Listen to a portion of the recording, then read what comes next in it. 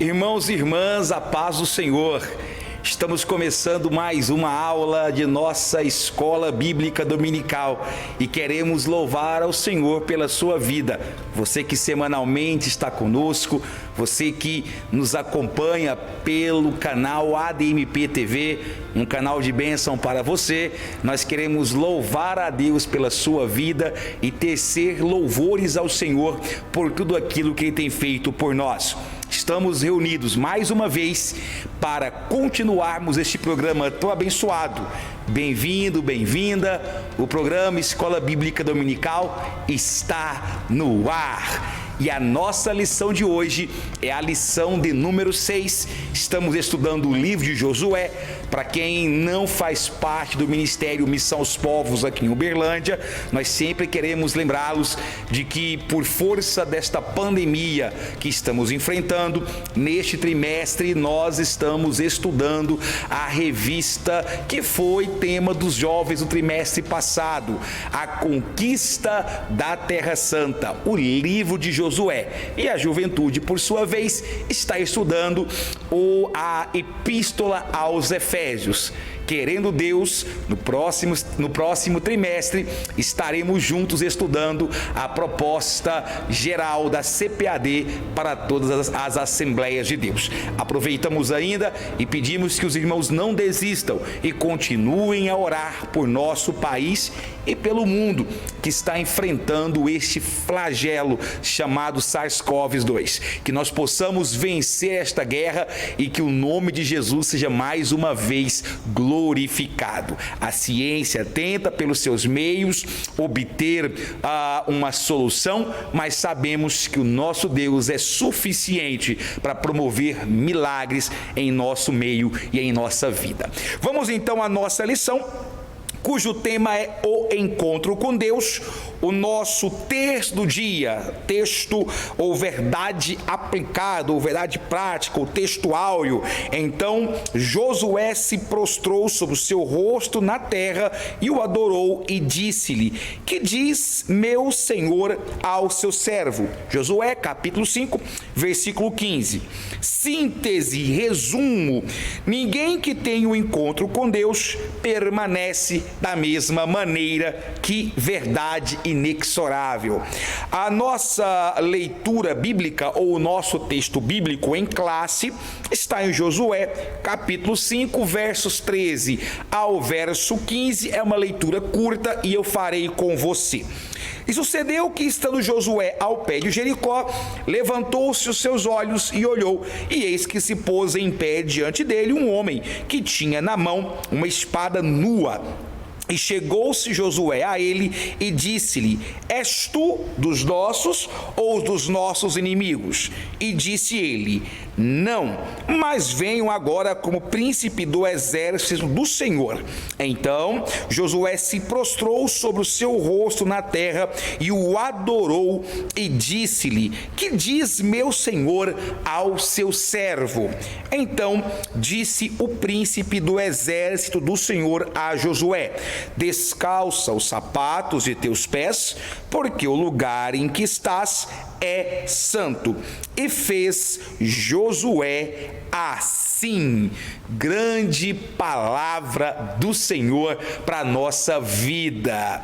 Muito bem, nós vamos meditar hoje sobre um momento muito particular da vida de Josué, ou Oséias, filho de Num, em que ele está prestes a enfrentar a sua primeira grande batalha em Canaã. Claro que ele já era rodado, digamos assim, em guerras, pelo período que esteve no deserto, enfrentando tribos, mas agora, efetivamente, estava prestes a começar a conquista da terra prometida. E a primeira cidade não era brincadeira. Jericó fazia jus ao seu título de cidade mais antiga e mais protegida do mundo.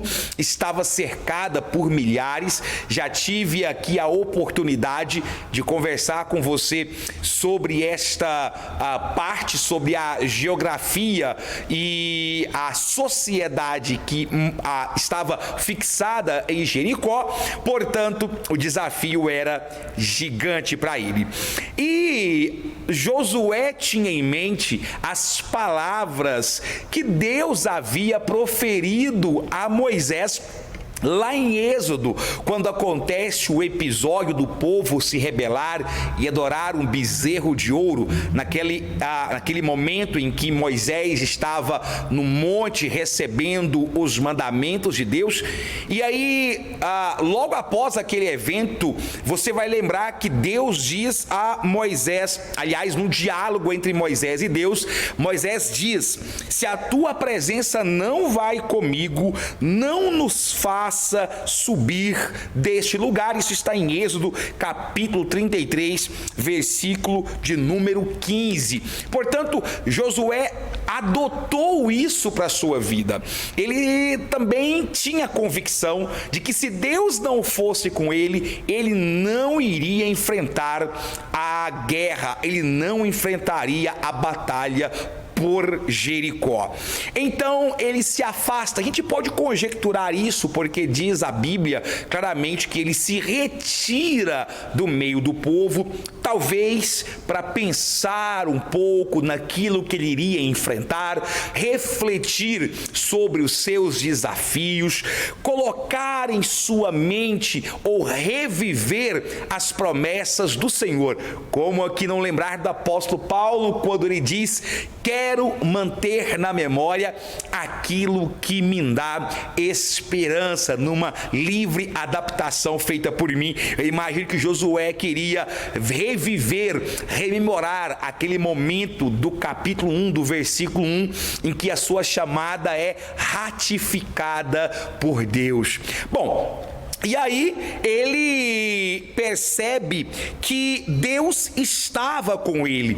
Eu gosto bastante de observar que enquanto ele está retirando, orando, buscando a Deus, ele vê a figura de um ser que eu imagino que tinha uma bela aparência, uma aparência majestosa, e ele se aproxima desse ser.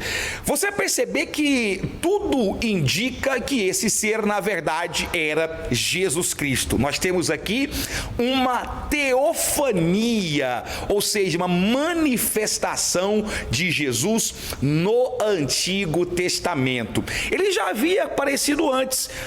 Você vai se lembrar que ele apareceu para Abraão quando ele ainda era um peregrino e dividiu com Abraão uma refeição. Vai lembrar que, inclusive, ele apareceu para Jacó como aquele que o desafiou para uma luta corporal, deixando Jacó coxo. Vai lembrar ainda que ele esteve com Ananias, Azarias e Misael lá na fornalha de fogo ardente. Daniel capítulo 3, versículo de número 25, registra este episódio memorável da narrativa bíblica. E agora aqui com Josué, eu não coloquei claramente, né, em ordem cronológica, mas essa não é a minha preocupação, mas é mostrar que estamos aqui em mais uma aparição de Jesus. E é claro, né, ele usa algumas expressões para se referir a ele mesmo. Quando Josué se aproxima, ele não conhece aquele ser que estava com uma espada desembainhada, com uma espada limpa na mão. A expressão bíblica diz uma espada nua, ou seja, desprovida de bainha. E aí ele pergunta: ei, você que está vindo aí, você faz parte do nosso exército ou você é um inimigo?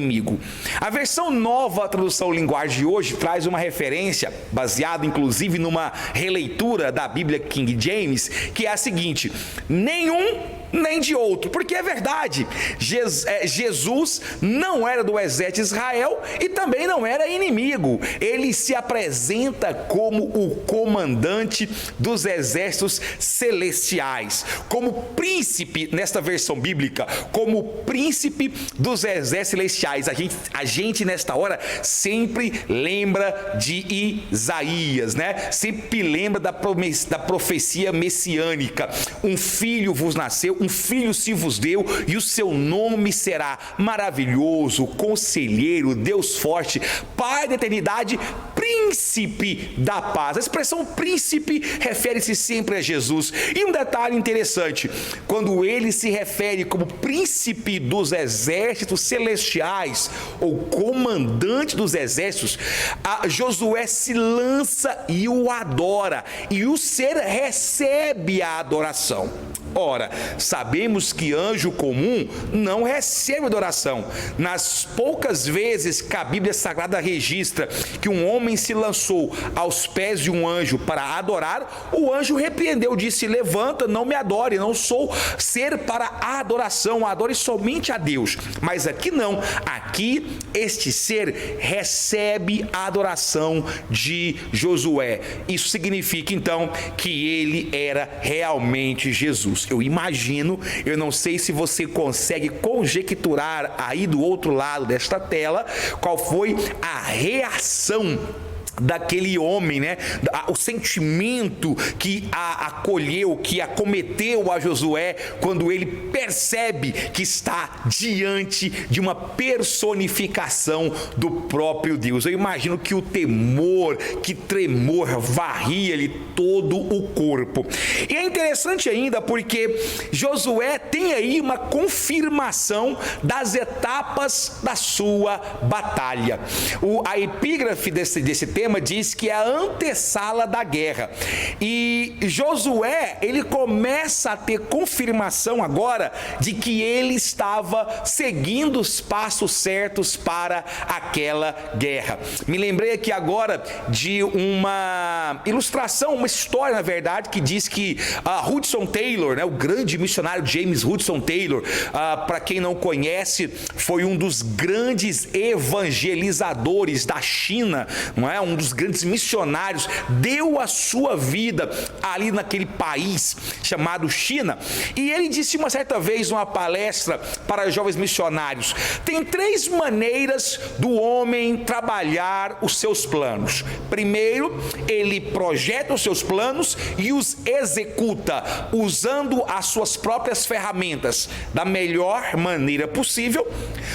Tem a segunda maneira, que é: o homem projeta os planos, faz os seus planos da melhor maneira possível e em seguida pede a Deus que os ajude a executar os seus planos, pede apoio de Deus para que os seus planos sejam realizados. E tem a terceira e melhor maneira, que é aquele em que, antes de começar a planejar, ele pergunta a Deus quais são os seus planos e como ele quer que eles sejam executados, que é sem dúvida a melhor maneira. Há caminhos que aos olhos do homem parecem bons caminhos, mas o seu fim são caminhos de morte. Agora, quando nós pensamos em Deus, aí não tem como lembrar de Eclesiastes: os meus pensamentos são mais altos que os vossos pensamentos. Os meus caminhos são mais altos do que os vossos caminhos. Então, sem dúvida nenhuma, a melhor maneira é fazer o que Josué fez. Observe que Josué não tinha plano algum até então. Ele se retira e vai buscar a Deus. E Deus passa a ele, lá no capítulo 6, que nós não vamos entrar aí, mas no desdobrar deste encontro, Deus passa para ele os seus planos para conquistar aquela terra maravilhosa, a cidade de Jericó. Amém? O nosso tópico 2 diz: Deus se revela a Josué. Eu imagino, meus irmãos, que deve ter sido de grande estímulo, de grande ânimo para Josué ter aquela visão, ver Deus e saber que ali estava a confirmação da sua vitória, a confirmação do resultado que aquela batalha, que aquela guerra traria. E aí você vai lembrar que quando o anjo se apresenta a ele como príncipe do Senhor, ele tem dentro de si agora, de uma vez por todas, a convicção de que ele está diante de Deus. A expressão príncipe, ela não é novidade na Bíblia para se referir a Jesus, mesmo lá no Antigo Testamento. Lembremos agora de Salmos 46, do versículo 7 e também o versículo 11. O Senhor dos exércitos está conosco, o Deus de Jacó é o nosso refúgio, não é? O Senhor dos exércitos está conosco. Isto mostra que ele estava convicto de que se Deus estava com ele, os seus planos seriam bem-sucedidos. E esta convicção tem que estar conosco também, meu irmão, minha irmã. Você precisa entender que Deus tem que estar nos seus planos. Aliás, eu gosto até de pensar o contrário. Os seus planos têm que estar em Deus, para que você saiba que eles terão bons frutos, bons resultados. Nesta hora em que ele estava diante de Deus, Josué com certeza se lembrou lá do cântico que o povo fez quando estava saindo do Egito, atravessando o Mar Vermelho, que os hebreus, juntamente com Miriam, cantou: o Senhor é ser de guerra, Senhor é o seu nome, lá em Êxodo capítulo 15, versículo de número 3. A Bíblia dá a alcunha de Iavé Sabaô para Deus, o Senhor da guerra. E aqui eu venho como um instrumento de Deus para dizer para você: nesta peleja você não está sozinho, o Senhor está ao seu lado. Me lembrei aqui agora de um vídeo ainda recente de Leandro Carnal, um pensador ateu, e ele em uma entrevista, uma palestra na verdade, no final respondendo a pergunta da plateia, ele assume e diz: eu queria muito ter a fé de crer que todas as minhas dificuldades podem ser supridas por Deus, ter a fé de que Deus é aquele em quem eu posso descansar. Pobre mortal que não tem tal fé, mas nós louvamos a Deus que esta fé nos faz ter convicção de que a vitória é nossa. Nós não estamos sozinhos. E eu digo isto porque, principalmente falando para líderes agora, a posição de líder, muitas vezes, ela é uma posição solitária, porque você precisa tomar decisões. Harry Truman, presidente dos Estados Unidos durante um tempo, famoso pela sua doutrina Truman, ele disse certa vez o seguinte: ele falou: olha, eu não posso de forma alguma dizer, mas o cargo de presidente da República nos Estados Unidos é extremamente solitário. E eu ouso dizer que não é apenas este cargo, senhor Harry Truman, todo aquilo que envolve liderança, um pastorado, muitas vezes na hora de tomar a decisão é dele a caneta, e o sentimento de solidão muitas vezes extravasa por aí. Mas saiba você, líder, você não está sozinho. Deus está contigo. Amém? E finalmente o tópico 3. Deus fala a Josué. Observe, Josué era um soldado treinado na guerra. Josué não iria para a sua primeira batalha, mas ainda assim ele estava precisando de ouvir a voz de Deus, porque ele sabia que a sua dependência está de Deus. Lembremos aqui de João capítulo 15, versículo 5, que diz: sem mim nada podeis fazer. Ele sabia disso. Josué sabia que não havia garantia de sucesso se não houvesse a presença de Deus. E quando ele se aproxima do Senhor, a primeira ordem do Senhor já revela para ele um mistério. O lugar que ele estava era santo. E aqui se insere a palavra santidade. Diz Cuidado, descalça, porque o lugar em que estás pisando é terra santa. Como não lembrar? Eu acredito piamente que na hora, naquele exato momento, já vem na memória de Josué o episódio do seu antecessor e senhor Moisés, lá na sarça ardente, quando a mesma voz disse: tira a sandália, Moisés, porque a terra em que estás pisando é terra santa. Isso significa que ele precisaria ter humildade e santidade. Na mesma hora ele se prostra perante o Senhor. E por que isto? Alguém poderia dizer, mas evangelista Israel, ele estava se preparando para uma guerra. Qual era o sentido de Deus fazer isso? Era um evento secular. Eu quero lembrar você, irmão e irmã, que para um crente, alguém que segue ao Senhor, não há uma separação entre o secular e o sagrado, o comum e aquilo que é consagrado. Todos os nossos passos devem ser feitos para a honra e para a glória de Deus. Paulo fala muito sobre isso quando escreve à igreja em Corinto. Lá em 1 Coríntios, capítulo 10, versículo 31, ele diz: portanto, quer comais, quer bebais, ou façais outra coisa qualquer, fazei tudo para a glória de Deus. Se obedecemos ao Senhor Deus, aonde quer que Ele nos conduza, nós sempre estaremos em lugar santo. Isso é muito importante para você entender que o resultado da sua vitória depende também da sua convivência para com Deus. Tem pessoas que querem que Deus faça aquilo outro, milagres e sinais, mas não tem uma vida de separação, não tem uma vida de santidade, e aí, querido irmão, querida irmã, não tem como realmente Deus operar. E aí você vai ver que a sequência do que acontece é um exemplo para nós.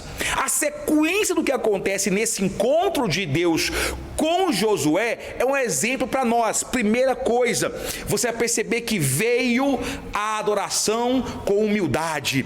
Josué tira as sandálias, porque o lugar em que pisa é terra santa. Josué tira e se dobra de joelhos.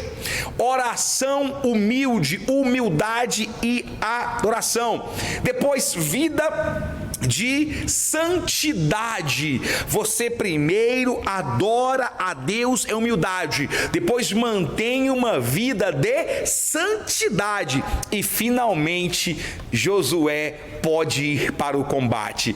Você vai ver que depois que Josué se prostrou, depois que Deus disse: a terra em que você está é santa, aí sim, na sequência, é que Deus dá diretrizes para a guerra.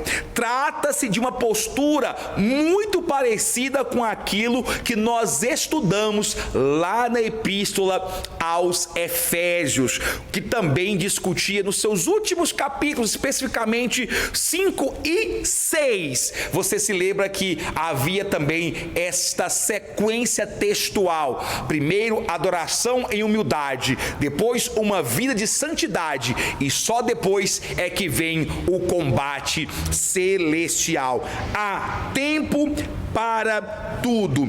Lá em Efésios 3,14, vamos fazer aqui uma comparação. Efésios 3,14, Josué se prostra diante de Deus, Josué curvou-se. Efésios 4,1, Josué sujeitou-se uma vida de santidade. E Efésios 6,1, por fim saiu para combater ao inimigo. Assim como Josué, nós também temos uma herança, a herança celestial, e nós estamos pelejando, lutando para alcançá-la. Mas não se esqueça da sequência pedagógica que Deus deixou para nós através do chamado e desta conversa com Josué para termos sucesso nessa empreitada. Primeiro, renda-se a Ele em humildade. Segundo, mantenha uma vida de separação, uma vida íntegra, uma vida de santidade. E terceiro, combata o bom combate, guarde a fé, para que quando você terminar a carreira, a coroa da vitória te aguarde. Eu espero que esta pré-aula te dê subsídios para você complementar a revista, que tem mais informação. O nosso objetivo aqui é te dar uma outra visão sobre essa temática, para que você junte com o que diz a revista e produza uma aula muito mais rica, e os seus alunos irão agradecer. Que Deus, em Cristo Jesus, prospere a sua vida sempre mais. Semana que vem estaremos de volta para mais uma apresentação do programa Escola Bíblica Dominical. Amém.